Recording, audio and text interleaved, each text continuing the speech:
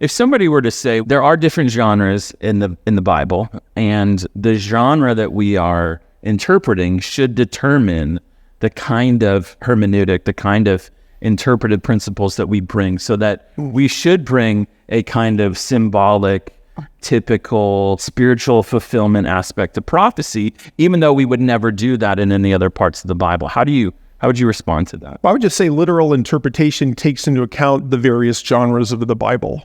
Prophetic sections and narrative sections and legal sections. So we don't have to invent a different hermeneutic when it comes to Bible prophecy and those sorts of things. So we just believe that if you are just taking it for what it says, you're going to see the plan unfold in history. And that's really the idea, is that we're seeking by God's grace and the work of the Spirit to understand the text as it was given to us.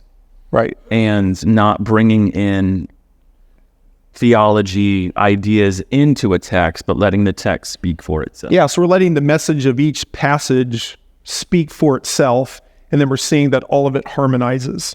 So that is different than what some will say is you have to use the New Testament to reinterpret Old Testament passages. We don't believe that's the case. We believe all Scripture harmonizes, all Scripture makes contributions to God's plans. That if you stay consistent with that literal, grammatical, historical approach, you're going to come to right conclusions. So I like to call that passage priority, in the sense that the meaning of each passage is actually found in that passage, no matter where it's found. And then other passages of Scripture will be consistent with that and will harmonize with that.